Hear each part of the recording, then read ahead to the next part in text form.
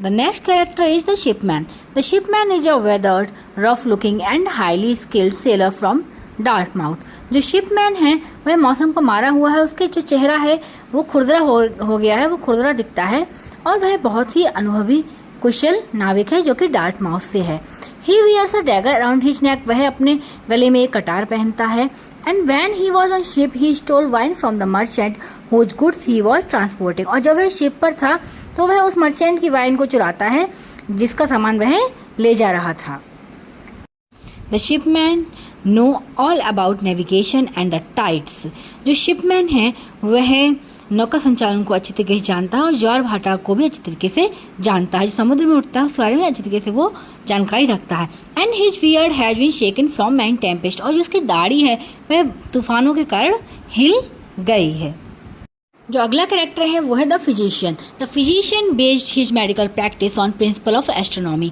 जो उसने अपनी मेडिकल प्रैक्टिस है वो खगोल शास्त्र के सिद्धांतों पर आधारित है. And he diagnoses the cause of every malady based on the 4 humours. और वह हर रोग का निदान 4 ह्यूमर्स के हिसाब से करता है. वो हैं hot, cold, moist and dry. He can quote all the ancient medical texts but knows very little about the Bible. वह जो पुराने मेडिकल टेक्स्ट हैं उन सबको पढ़ सकता है तो वो कोट भी कर सकता है, लेकिन वह बाइबल के बारे में बहुत कम ही जानता है. He wears taffeta robes. He had saved much of what he earned. तो वो taffeta robes वाले वस्त्र पहनता है और जितना भी उसने कमाया है उसमें उसने काफ़ी कुछ बचाया भी है. And the physician has an extreme love for gold. और जो फिजिशियन है उसे गोल्ड से बहुत ही अधिक प्यार है, उसे गोल्ड बहुत ही ज़्यादा प्रिय है.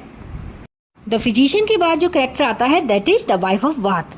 The wife of Bath is an excellent seamstress. वह बहुत ही होशियार दर्जन है. And she is slightly deaf. और वह थोड़ी सी बहरी है. She is always first in line at parish offering. और जब पैरिश ऑफरिंग होती है तो वह उसमें फर्स्ट रहती है, उसकी लाइन में वो आगे लगती है. Her name is Alison. उसका नाम एलिसन है. And if anyone brings arms before her she becomes extremely angry. और अगर सामने कोई भिखारी आता है, कोई भीख लेकर आता है तो वह बहुत ही ज़्यादा नाराज हो जाती है. And on her way to Sunday mass she wraps her head in scarf that the narrator says must weigh 10 pounds. और संडे मास के दिन वह अपने हेड को स्कार्फ से ढकती है जिसे नरेटर कहता है कि वह कम से कम 10 पाउंड्स का होगा. संडे मास ईसाइयों में प्रार्थना का एक दिन होता है. Her stockings are as bright red as her face. She married 5 times and she has gone on 3 pilgrimages to Jerusalem, to Rome and other foreign pilgrimages.